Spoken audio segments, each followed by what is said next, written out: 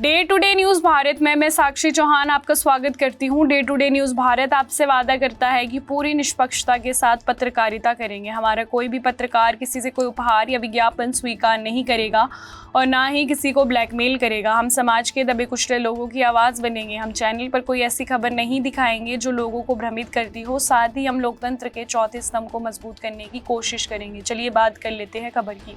नेपाल में चुनावी हलचल तेज हो गई है। कार्यवाहक सरकार से 4 मंत्रियों ने इस्तीफा दे दिया है। आपको बता दें कि नेपाल में आगामी चुनाव से पहले राजनीतिक माहौल पूरी तरह गर्मा गया है। राजनीतिक अस्थिरता और पूर्व प्रधानमंत्री के इस्तीफे के बाद देश में कार्यवाहक सरकार के नेतृत्व में चुनाव कराए जा रहे हैं।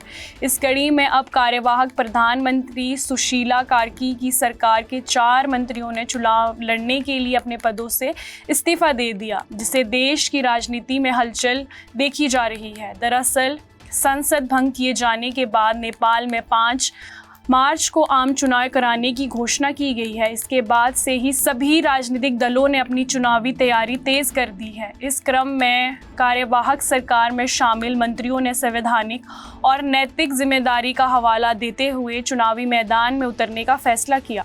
मंगलवार को विज्ञान और शिक्षा मंत्री महावीर पुन अपने पद से इस्तीफा देकर मायागद्दी जिले से स्वतंत्र उम्मीदवार के रूप में नामांकन दर्ज करवाया। महावीर पुन का कहना है कि वे जनता के बीच जाकर विज्ञान, शिक्षा और विकास से जुड़े मुद्दों को प्रमुखता से उठाएंगे। उनके इस्तीफे को क्षेत्रीय राजनीति के लिहाज से अहम माना जा रहा है। इससे पहले सोमवार को संचार मंत्री जगदीश खलेर और खेल मंत्री बाबुल गुप्ता ने भी मंत्री पद छोड़कर प्रतिनिधि सभा चुनाव लड़ने की घोषणा की।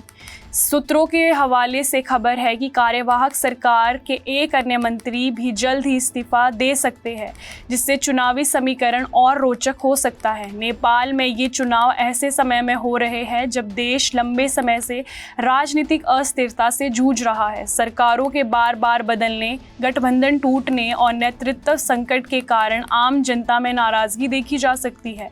ऐसे में ये चुनाव देश की राजनीतिक भविष्य की दिशा तय करने में अहम भूमिका निभाएगी। चुनाव आयोग के अनुसार इस बार मतदाता बड़ी संख्या में मतदान करेंगे। आयोग ने निष्पक्ष और शांतिपूर्ण चुनाव के लिए सुरक्षा व्यवस्था कड़ी करने के निर्देश दिए हैं।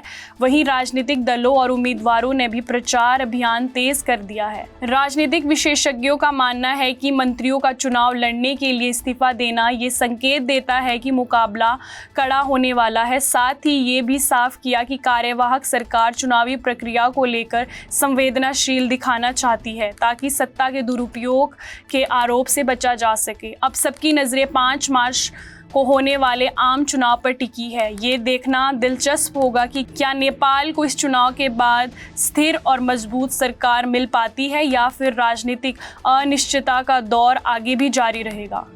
अभी के लिए फिलहाल इतना ही। देश दुनिया की तमाम खबरें जानने के लिए day to day news Bharat को देखते रहे। साथ ही हमारे चैनल को लाइक, शेयर और सब्सक्राइब करना ना भूलें। नमस्कार।